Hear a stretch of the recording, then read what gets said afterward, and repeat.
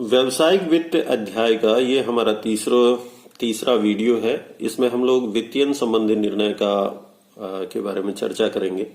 ये निर्णय होता क्या है, तो ये निर्णय दीर्घकालीन स्रोतों की पहचान करने से है और किस प्रकार हम लोग धन एकत्रित करें उन दीर्घकालीन स्रोतों से, इससे संबंधित निर्णय इसमें लेना होता है।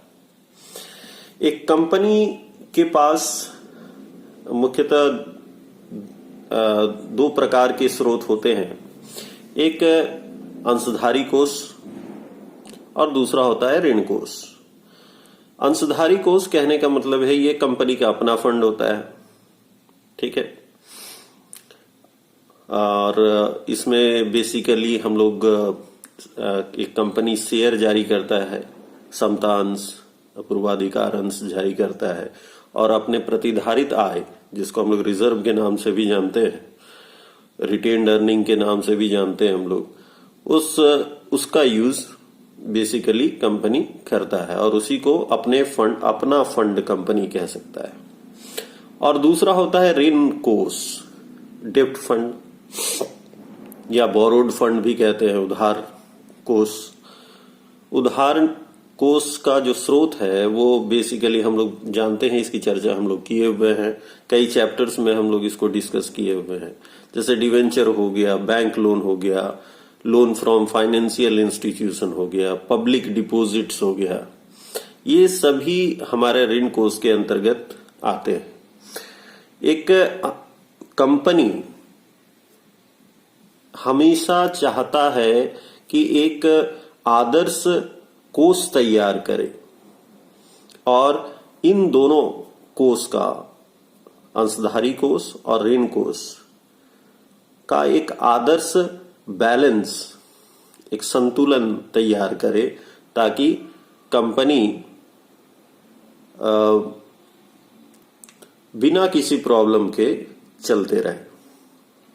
बिना किसी प्रॉब्लम कहने का मतलब है, बिना किसी समस्या कहने का मतलब है फाइनेंस से संबंधित किसी प्रकार का समस्या जो है वो ना हो और कंपनी अपना कार्य जो है, जितने भी कार्य हैं उन कार्यों को लगातार अच्छी तरह से करता रहे। ये दोनों जो फंड है, अंशधारी कोष और ऋण कोष, जिसको हम लोग ऑनर्स कैपिटल, ऑनर्स फंड और बोरोड फंड के नाम से भी जानते हैं। ऐसा नहीं है कि हम लोग किसी भी प्रकार इसको प्राप्त कर लें, कोई भी अनुपात में प्राप्त कर लें। एक हमारे पास, हम पिछले वीडियो में भी चर्चा किए थे, एक होता है हम लोगों के पास डेब्ट equity ratio,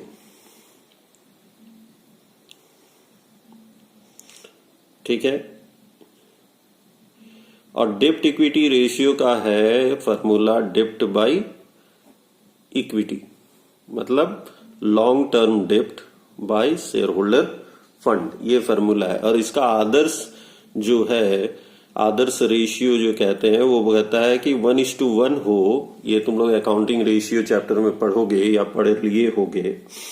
1:1 is the ideal ratio और इसको मेंटेन करके रखना चाहिए किसी भी कंपनी को। लेकिन एक बात यहाँ पे ये भी ध्यान में रखना है कि हर कंपनी का परिस्थिति एक जैसा नहीं होता है, तो परिस्थिति अनुसार वो इस रेशियो को मेंटेन उसे करना चाहिए, ठीक है। तो कंपनी, वही बात हम यहाँ पे लिखे हैं कि ये कंपनी के स्वयं के आधारभूत लक्षणों या उनकी परिस्थितियों पर निर्भर करता है कि ये जो रेशियो होगा वो कितना होगा। अब हम लोग वित्तीय संबंधी निर्णय को प्रभावित करने वाले घटक की चर्चा करेंगे। कौन कौन से ऐसे घटक हैं, कौन कौन से ऐसे फैक्टर्स हैं जो हमारा वित्तीय संबंधी निर्णय को प्रभावित करता है कि हम लोग किस प्रकार फंड को मैनेज करें, कैसे अपने पूंजी को एक आदर्श संतुलन प्रदान करें और किस प्रकार हम लोग इस तरह से फंड इकट्ठा करें कि हमारा कोई भी काम जो है वो बिना किसी बाधा के चलते रहे, यानी कि हमें फंड की कोई समस्या ना हो। तो ये जो हम लोग निर्णय लेते हैं कि किस फंड से हमको कितना पैसा उठाना है या किस फंड का प्रयोग करना चाहिए हम लोगों को, अंशधारी को उसका उपयोग करना चाहिए या जो डिफ्ट फंड है ऋण कोष उसका उपयोग करना चाहिए, इसके पीछे कौन कौन से लॉजिक होते हैं, कौन कौन से चीजों को ध्यान में रखना होता है एक फाइनेंशियल मैनेजर को, तो उसी की हम लोग यहाँ पे चर्चा कर रहे हैं।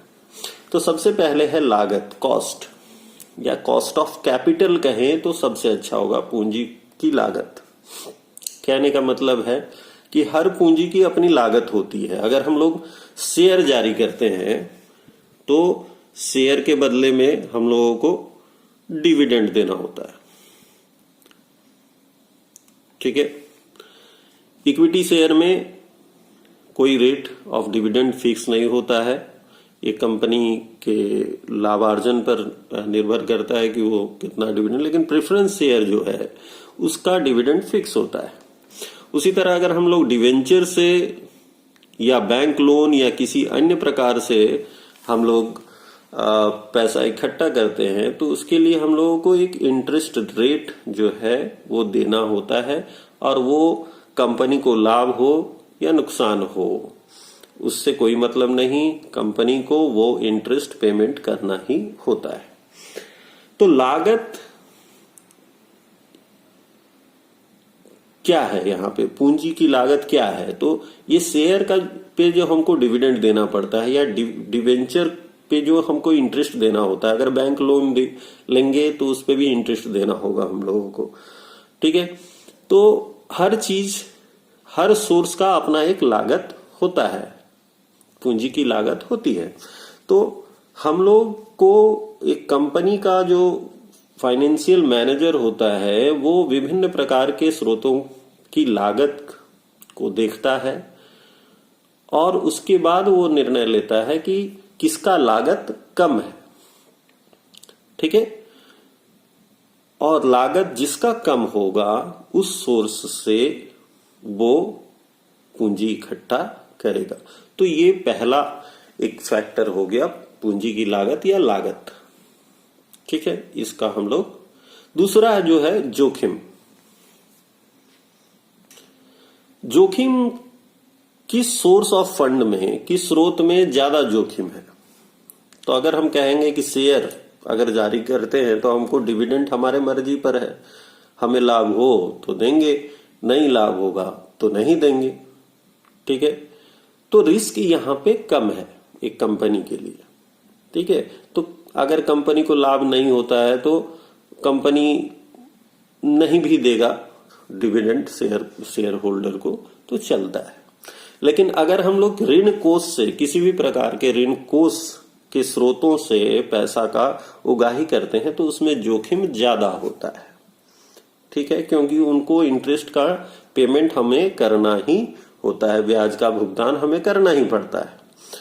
तो हमें जब भी पैसा उठाना है या फाइनेंशियल मैनेजर जब भी ये निर्णय लेता है तो ये देखता है कि कौन से फंड में जोखिम ज्यादा है, और जोखिम वाली बात को वो ध्यान में रखता है before considering any source of fund.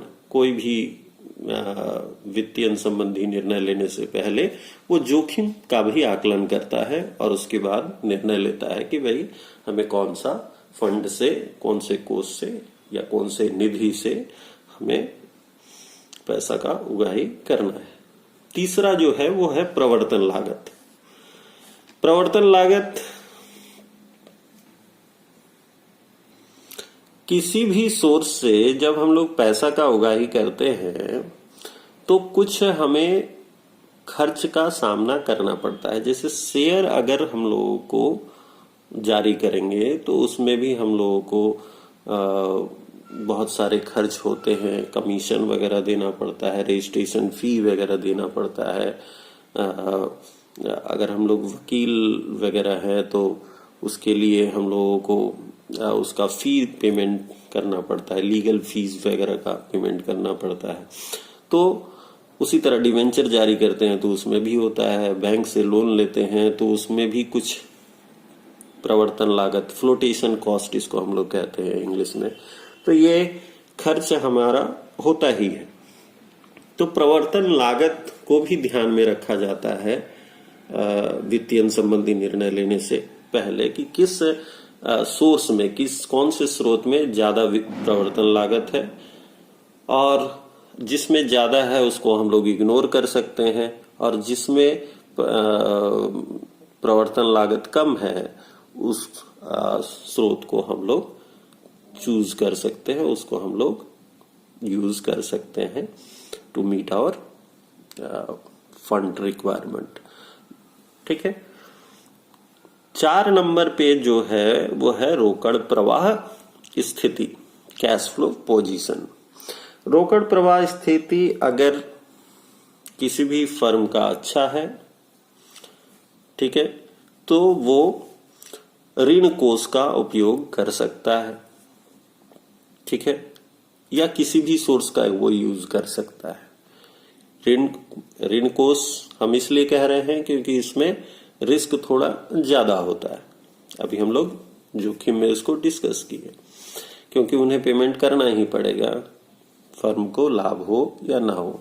तो अगर रोकड़ प्रवाह स्थिति कंपनी की अच्छी है, कहने का मतलब है हमारे पास से पैसा, रोकड़ प्रवाह स्थिति अच्छा मतलब क्या, हमारे पास से फंड जा रहा है और कैश आ भी रहा है, ठीक है।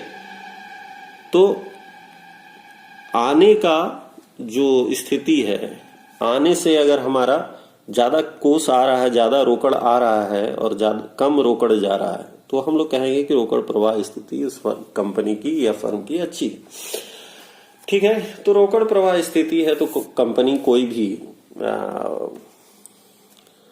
भी सोर्स का यूज कर सकता है, इवन ऋण कोष का भी उपयोग कर सकता है, क्योंकि रोकड़ प्रवाह स्थिति उसकी अच्छी है, ठीक है। लेकिन अगर रोकड़ प्रवाह स्थिति अच्छी नहीं है तो उस समय उसे ध्यान देना चाहिए और अपने फंड को इस्तेमाल करने पर जोर देना चाहिए।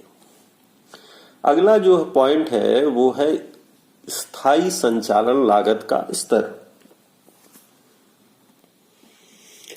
यदि व्यवसाय में स्थायी फिक्स्ड ऑपरेटिंग कॉस्ट, इसको हम लोग कह सकते हैं, स्थायी संचालन लागत का स्तर ऊंचा है, जैसे कहने का मतलब है भवन हम लोग लिए हुए हैं तो उसका किराया देना पड़ेगा, या बीमा प्रीमियम होगा, या वेतन हम लोगों को देना होगा, तो निश्चित रूप से इसे स्थायी वित्तीय लागत के लिए, या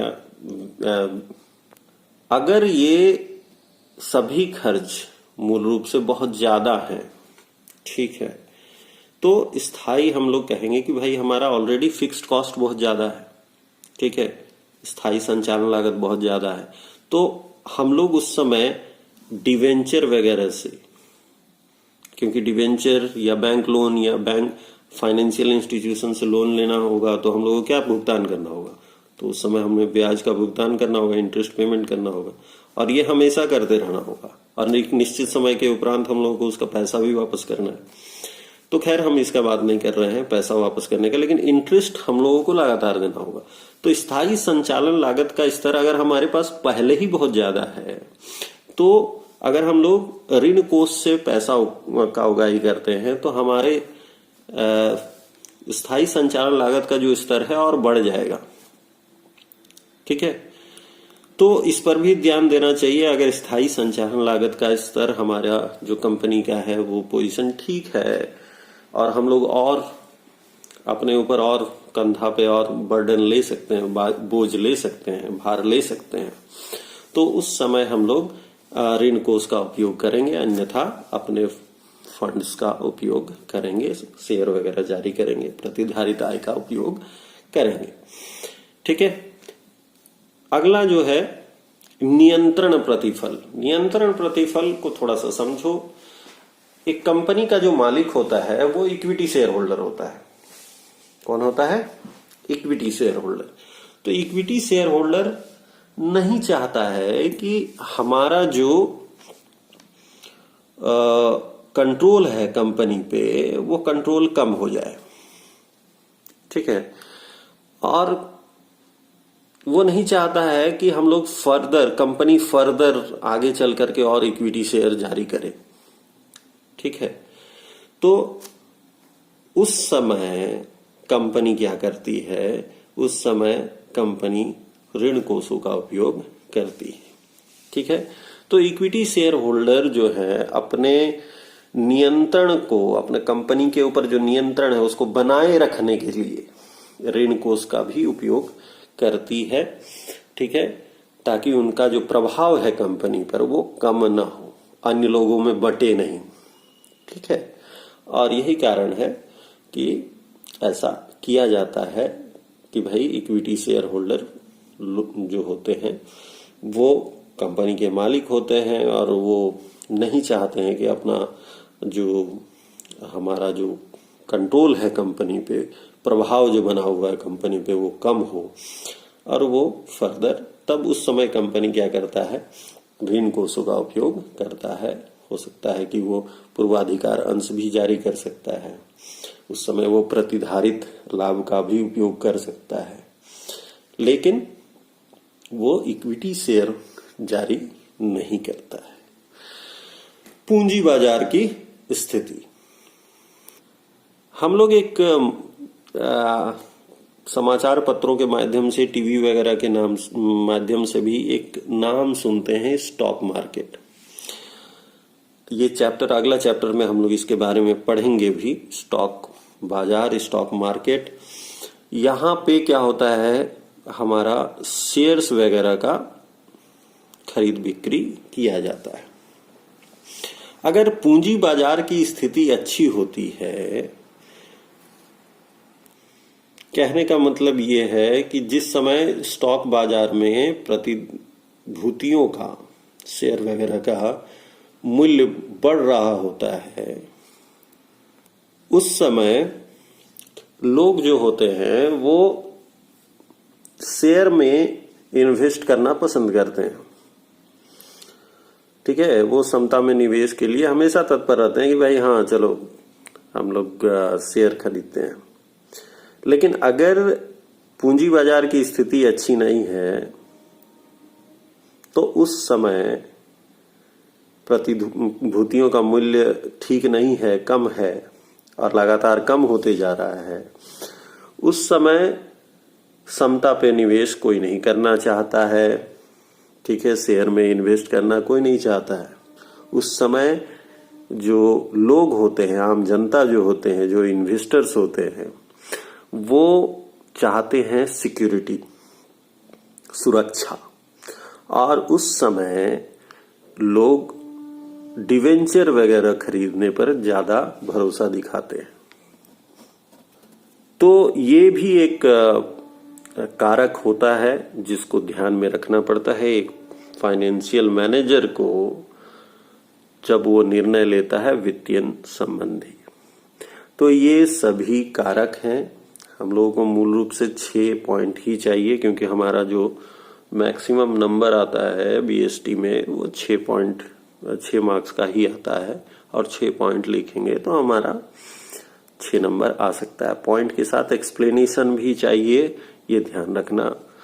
पॉइंट आधा मार्क्स कंटेन करता है और उसका एक्सप्लेनेशन आधा मार्क्स।